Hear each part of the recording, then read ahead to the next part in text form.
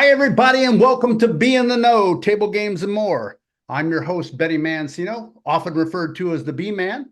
And tonight, I'm very excited to continue my Casino Women series with my most beloved casino woman, my own wife, Renee Mancino.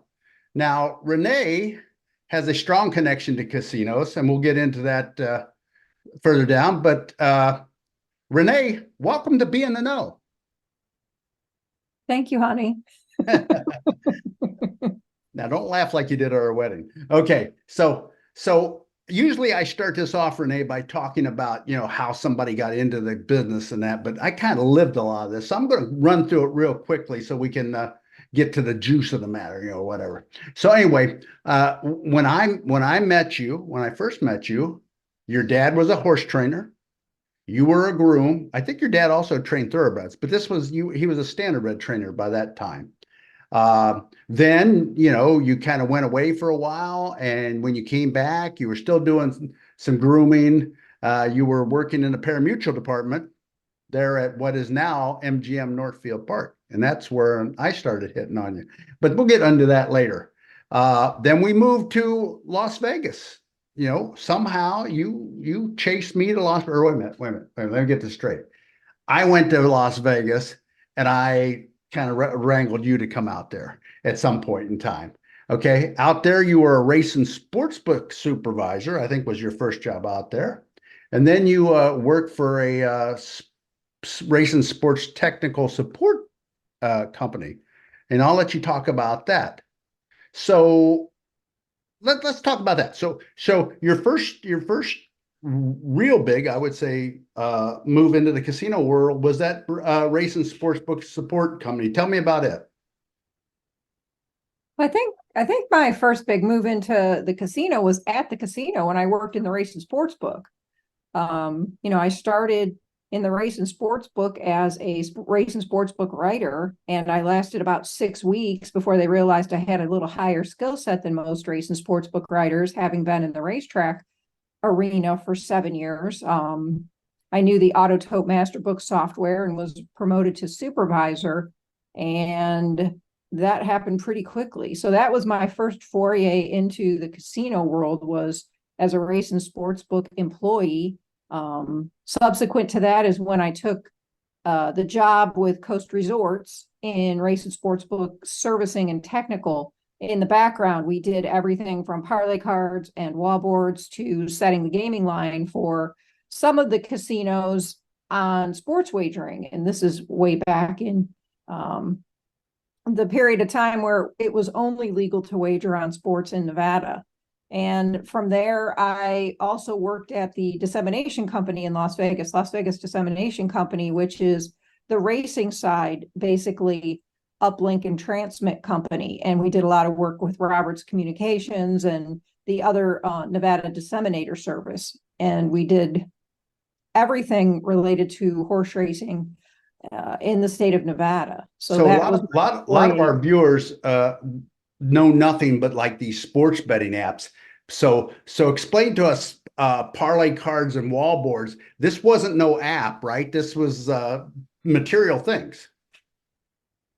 Yeah, they were physical products that you used in the race and sports book. You had paper printed parlay cards, and you'd have all sorts of different proposition bets on parlay cards. I think we had, with the Stardust, which was part of the Boyd Group, we had probably, I would say, 10 different parlay card types, from straight parlay cards to teasers to half and halves. And, there were all sorts of exotic categories in the parlay card world that you could bet on paper.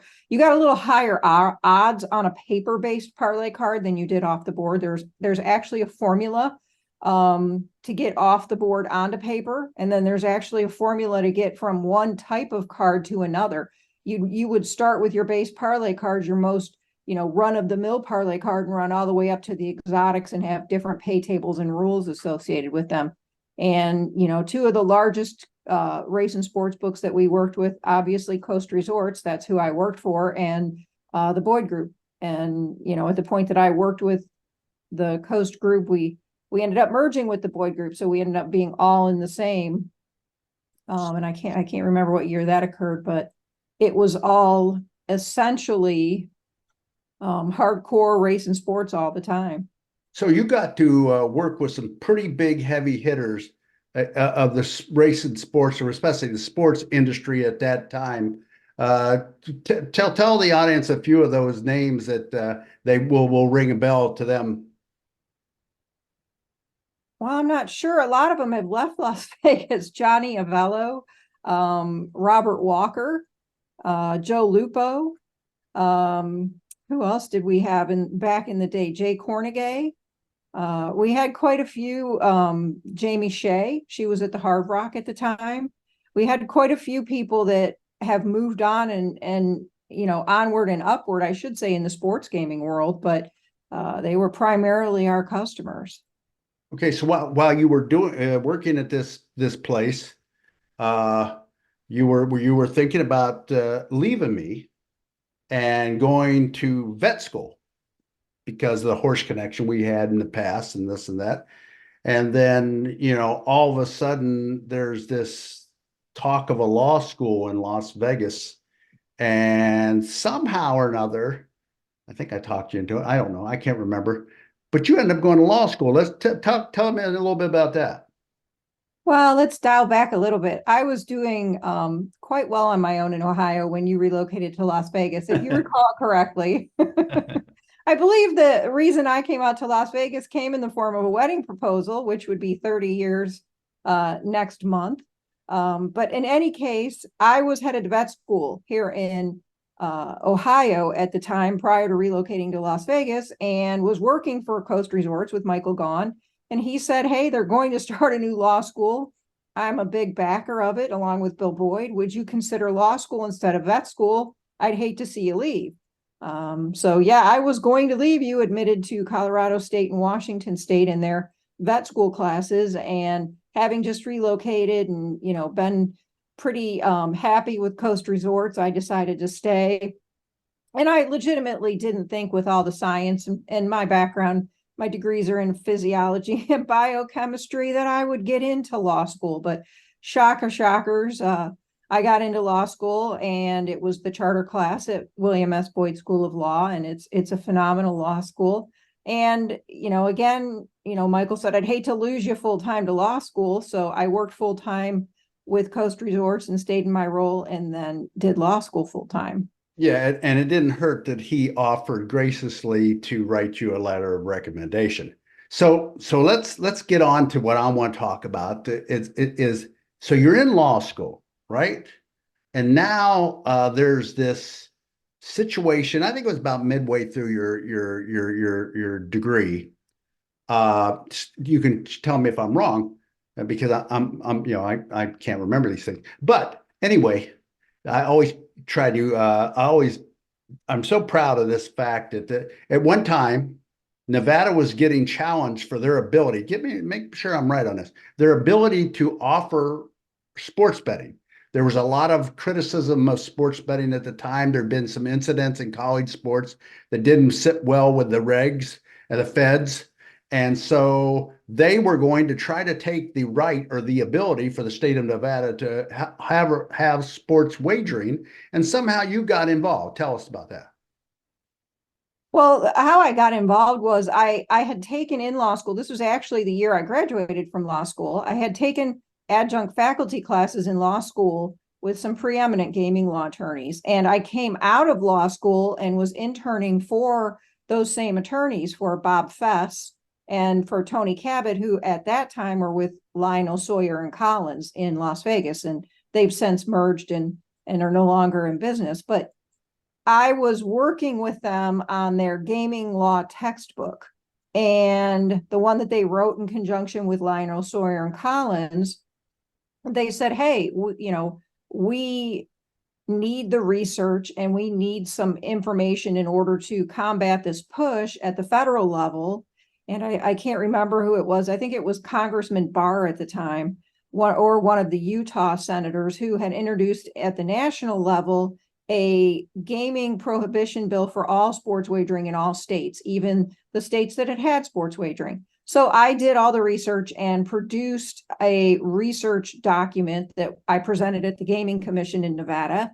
And also, after presenting at the Gaming Commission, was encouraged to provide to the Nevada legislators in basically consideration of a joint resolution at the assembly against this prohibition on sports wagering. And the basis of that paper and that research was codified in Nevada in the joint assembly resolution. And it actually was the base argument that was what led to the PASPA invalidation with Murphy v. NCAA in 2018. So from that perspective, it was essentially the same argument that the Supreme Court came back that did in fact say that sports wagering was a states' rights issue, and it could be wagered on in any state that legalized it and oversaw it and regulated it. So that's essentially was cutting my teeth right out of law school. So unlike Al Gore, who claimed he invented the internet, you did in a way have something to do with sports betting as it stands today.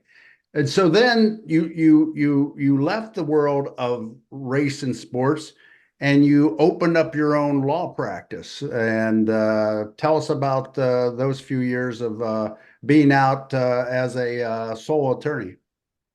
Well, I was still working for Coast Resorts full time, and as you well know, we had our daughter, and it was getting to be quite the burden. We lived about 45 minutes outside of town, and I felt as though it was time to go out on my own. Michael offered to provide me with his creditors' work from Coast Resorts and things as a solo, and I did a lot of general civil litigation in order to cut my teeth in the general practice area and really get a feel for trial and jury trials and things like that. Did all kinds of stuff: probate, trusts, family law,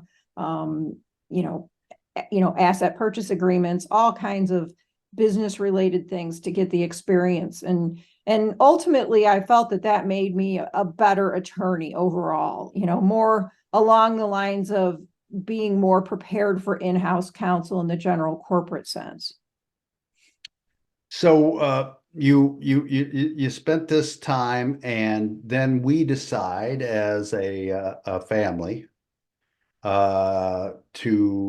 have a daughter late in life, and we decided Vegas probably wasn't the place for her. And so we decided that somebody had to get a real job. We had 9 horses that we raced up in Sacramento and around, and we came upon this job. It was in Ohio as the executive director of Ohio Harness Horsemen Association, which is your current title, along with other things you've done. And you got that job. So to anybody who don't know what that entails, Renee represents the Horsemen at the 4 commercial tracks: MGM Northfield, Hollywood Dayton, El Dorado Gaming at Scioto, Miami Valley Downs, which is a joint venture between Delaware North and Churchill Downs. There are also, tell me if I'm wrong here, Renee, 70 racing fairs in Ohio. Is that a correct number? Well, we have 65 county fairs that race in Ohio. We have about 131 live days of racing at those fairs. And then we have about 421 live days at the parimutuel racetracks, the 4 parimutuel racetracks.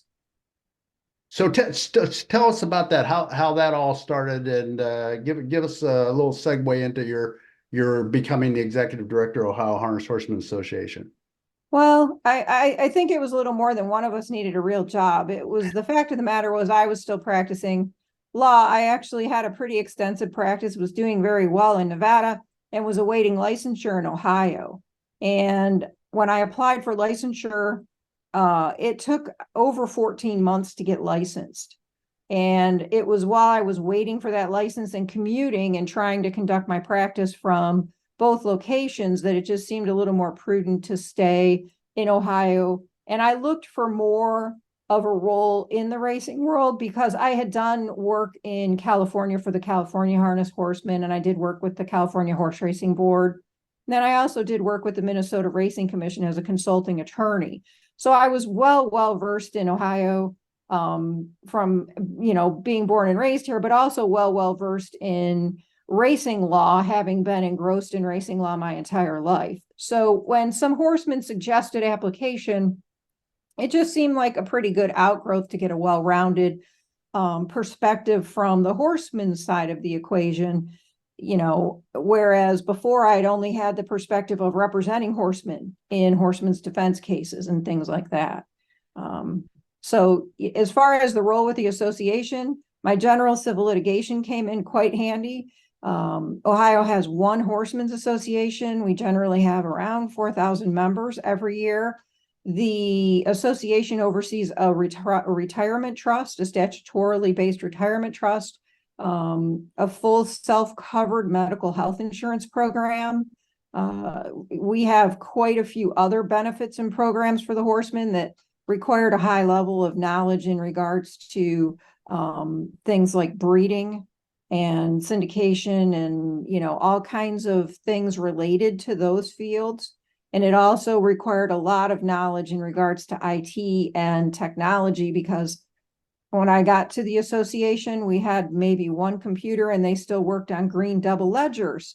So I developed and created a membership database from the ground up to handle all the programs. And we also administer all the stakes programs. It's the number one harness racing industry in the nation, actually in North America. And we have roughly, oh my gosh, of the 575 live racing days, we have about 56,000 racehorse starts a year and a $2.8 billion impact. So that's quite a responsibility. So but all four of those tracks we just mentioned, they're all racinos. Ohio has both racinos and casinos. The racinos have video gaming terminals, and the casinos have commercial full-fledged slot machines and table games. And Ohio recently got sports wagering, if I understand right.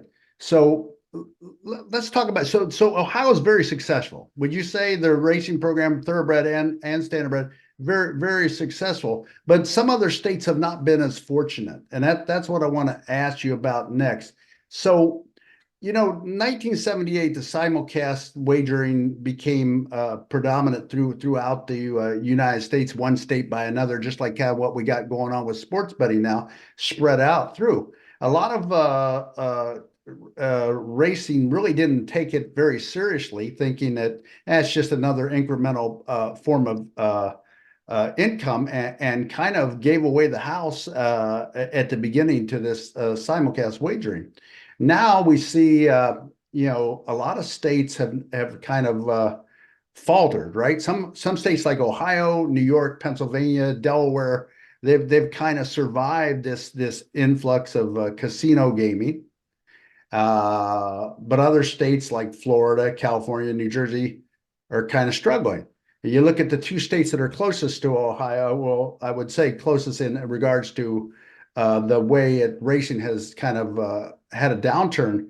You look at the state of Michigan. In 1996, they approved casinos. They now got 26 casinos and only one racing track, Northville Downs. Illinois, another one, the Riverboat Act went into effect in 1990 with an expansion of the VGT in 2009, which now has 6,200 locations where over 27,000 video gaming terminals exist. So I guess my question is, what is your take on the state of racing as a whole right now? Well, I think in most states, the state of racing as a whole is becoming, on the thoroughbred side, more like a boutique sort of racing product. You see that at Del Mar, you see that at Santa Anita, you see that at Keeneland, you see that at Gulfstream. On the harness racing side, it's been a smaller industry without as much recognition as the thoroughbred racing industry, but you have a huge grassroots based element to harness racing. And that's why it's so successful in Ohio. Like I said, a $2.8 billion impact. Neighboring states don't have as an extensive a harness racing industry as Ohio has, they're the next closest state would be New York and then Pennsylvania. But along the lines of the state of racing, it's any entertainment based product. Doesn't seem to matter what it is going to be cyclical. And if you have emergent forms of any entertainment industry, I mean, look at football with fantasy football.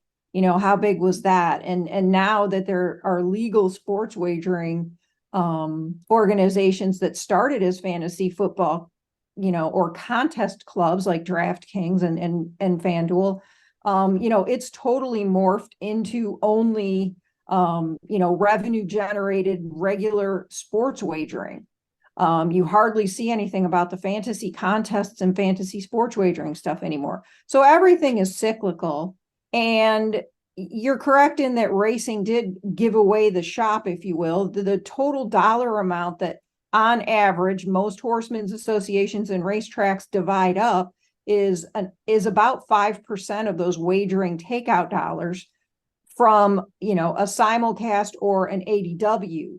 And so the statement that you made about giving away the house is correct in that it was seen as found money. They were so profitable. They had so much, basically they were at capacity. They had crowds. It was the most popular sport in the United States in the 1950s and 60s. And I mean, they used to have racehorses that were paraded around on trains and they made movies about them and things, but they thought that would never end. And I think with horse racing, you're seeing now the same pattern with casino gaming, especially with labor intensive departments in casino gaming, like with table games, for example. Anything that's labor intensive. When I worked in the race and sports book, that's labor intensive.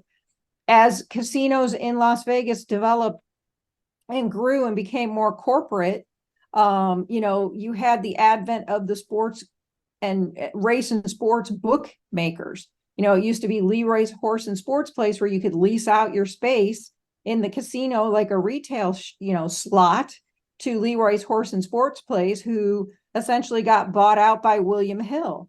And William Hill continued on in that same vein. And you're seeing it modernly with like Circa, even, over and above William Hill. Circa's gone not only in Las Vegas, but they also have branched out in there in Illinois as well. So what you're seeing is just the natural cyclical evolution that occurs when you see dilution. So any emergent forms of gaming dilutes the current market. The hottest, latest, and greatest is what everyone's going to, go to. And from here, to talk about your third point, I think we will see the evolution into iGaming. We just had the American Gaming Association come out with revenue statistics from 2023, and they were year over year and month over month. And the year over year for the emergent sort of hot forms of gaming like iGaming, they were up like 54%. Whereas if you looked at casino gaming and specifically at table games, they were relatively flat on month over month, and year over year, they barely had a 2% increase, and somewhere in that vein. So, on par with what we've seen in other forms of entertainment, i.e. horse racing. It's important at the onset of iGaming not to give up the shop. And for casinos and brick and mortars, and for the operators that have the cost intensive locations, to make sure that they're not giving up the shop like horse racing did with simulcasting and ADWs. Do you think that the reason that Illinois and Michigan fell so hard was that they were like the pioneers of all this?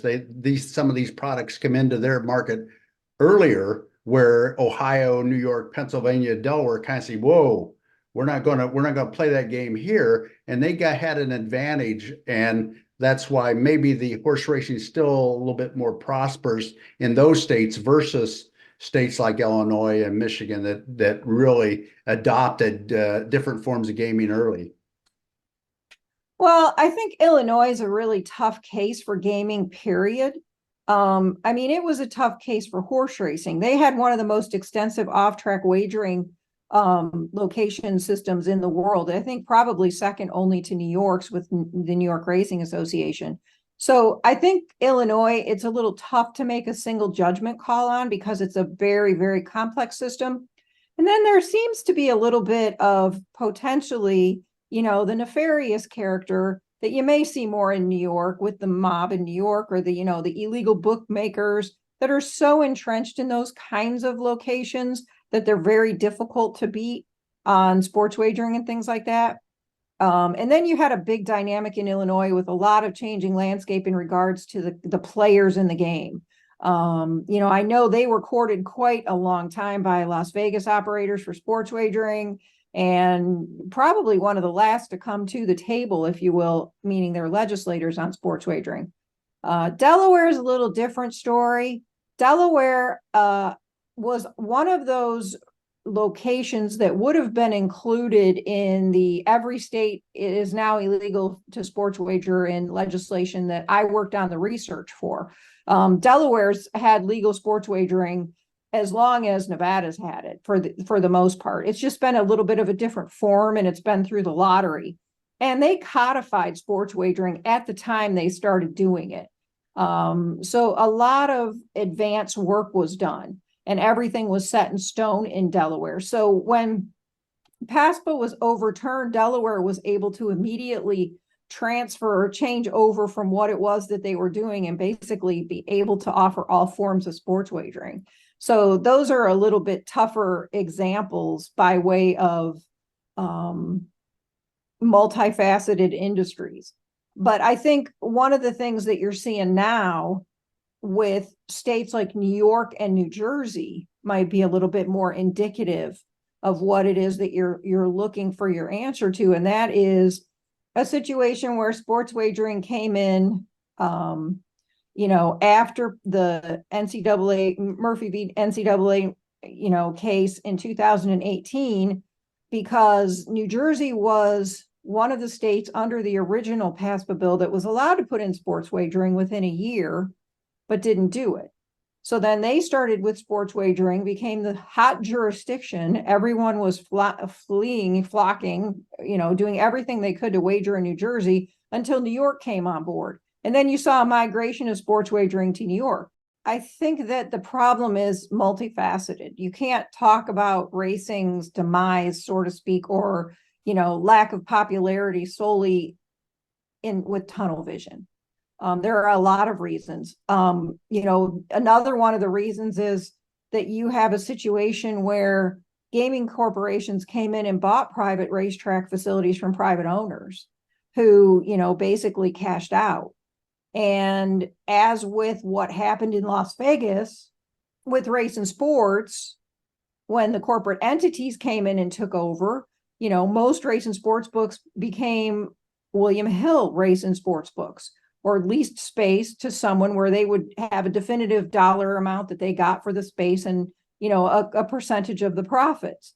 So you're seeing that same sort of an evolution to some extent with horse racing and racetracks. I mean, one of the harness racing tracks, actually the whole harness racing industry in Florida got shut down because, you had the gaming entities in Florida sort of band together, and without a powerhouse backing like they have with the Stronach Group at Gulfstream Park, everything else went by the wayside. There's no longer Hialeah race course. There's no longer Calder race course. They can offer simulcast wagering, and they don't have to have live racing. It's really unfortunate what has happened in states like that. So when this early in the year in 2023, you appeared at the Global Gaming and Table Games Protection show, and you discussed the what lies ahead, sort of in our vein. Now that we got iGaming creeping into 6 jurisdictions, sports betting into 38 jurisdictions. And by the way, Renee's been on several podcasts and featured in many publications. If you Google her name, you'll probably you see some of them. My favorite was when she was on apple.com and they did a little piece called What Happens in Vegas Stays on Her Mac. I love that. So you might find that on the internet. But getting back to what I got off topic here. But anyway, do you see the same situation with iGaming sports betting that happened when simulcasting kind of snuck its way in? When we're talking about brick and mortar versus are the brick and mortars in jeopardy? My personal belief is there is a threat there. How about you? I think it's going to be something similar to what we talked about earlier. We have boutique thoroughbred racing at Del Mar and Santa Anita and Keeneland and, the Saratoga meet and Gulfstream. And I think if you have a brick and mortar operation and it's a destination and you've got a multifaceted reason for people to come to your property, that it would be just another amenity that you're offering. I think if you're just solely and completely a standalone casino with no hotel particularly, and or no other amenities, I'd be very concerned about casino gaming when iGaming gets full throttle. I mean, I think we're looking at least at 5 years out on full throttle for iGaming. It's going to be too easy for state legislatures to just flip the button and say, we want to make the taxation money off of iGaming. And it's especially post-COVID, and we saw this in horse racing. Horse racing benefited immensely during COVID from the fact that, number one, you can't take the keys to a racehorse and throw them in the garage like a race car. They have to keep going and competing and racing. So they were up pretty quickly during COVID, even before casinos and racinos. And in fact, as being the only form of entertainment out there via simulcast and ADW, there were record-breaking years in 2020 and 2021, depending on what jurisdiction you're talking about. The classic is Fonner Park, who absolutely annihilated thoroughbred racing numbers in 2020. It was ridiculous, the numbers that they were doing, and they have progressively gone down since as more people have filtered out. But the point being, when people got used to being home and being able to do things online, particularly like racing and betting on ADWs and on an app, they liked it. And then you add in remote work where people can work remotely from home. Nobody wants to leave home for any reason.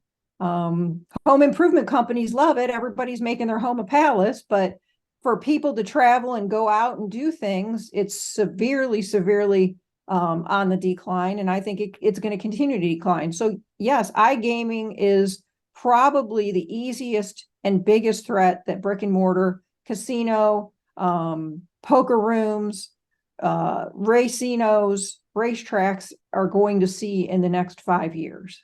And I couldn't agree with you more. It's a great point you made about how dominant all the gaming went to the simulcast during. It was crazy during COVID, and they were the first kids on the block, and it was easy. It was easy. A lot of people who wouldn't dare have downloaded an app to bet, downloaded it then and found out. Guess what? Nothing happened. Nobody stole your information. Yada yada yada. Well, Renee, I really appreciate you coming on. This is probably my toughest interview ever because I was nervous. But anyway, thank you for being on BintheKnow. You got anything, last comments or suggestions or words of wisdom for our audience? I think I don't really have any great words of wisdom. I tend to be pretty reserved in that regard, but we're nearing the end of the year, so I hope all your viewers have had a fantastic holiday and that they have a healthy and prosperous new year. Well, yeah, actually, this is going to air right after the first, but yes, a very prosperous new year. So everybody remember to like, share, subscribe. You'll see all these buttons down here. And guess what? If you need information, you got to be in the know. We'll see you on the next one. Thanks for joining us.